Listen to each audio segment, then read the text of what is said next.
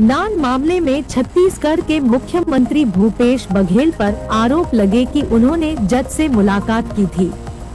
इन आरोपों पर सख्त रुख अख्तियार करते हुए मुख्यमंत्री ने जवाब दिया है। सीएम बघेल ने इन आरोपों को झूठा बताया। उन्होंने चेतावनी भरे लहजे में कह दिया है कि अब इस मामले का पुरजोर विरोध किया जाएगा।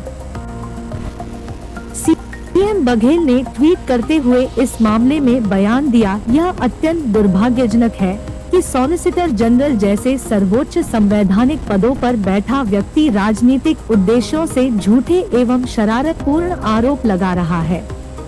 मैं यह स्पष्ट करना चाहता हूं कि मैंने कभी किसी जज से मिलकर किसी भी अभियुक्त के लिए किसी भी प्रकार का फेवर करने का अनुरोध नहीं किया।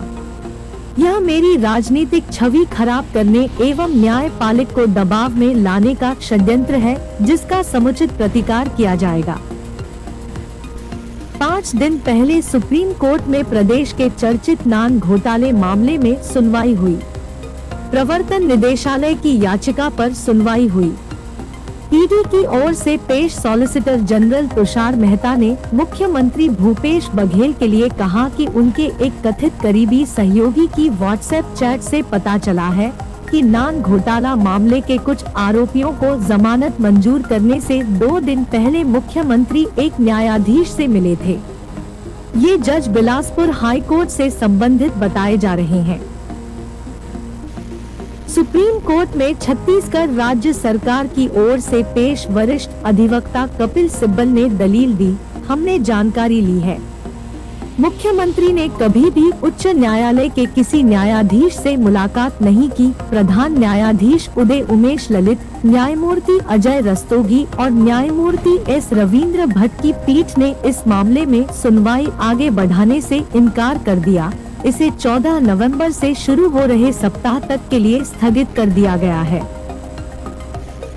दरअसल छत्तीसगढ़ में नागरिक आपूर्ति निगम के जरिए सार्वजनिक वितरण प्रणाली का संचालन होता है। एंटी करप्शन और आर्थिक अपराध ब्यूरो ने 12 फरवरी 2015 को नागरिक आपूर्ति निगम के मुख्यालय सहित अधिकारियों कर्मचारियों के 28 ठिकानों पर एक साथ छापा मारा था।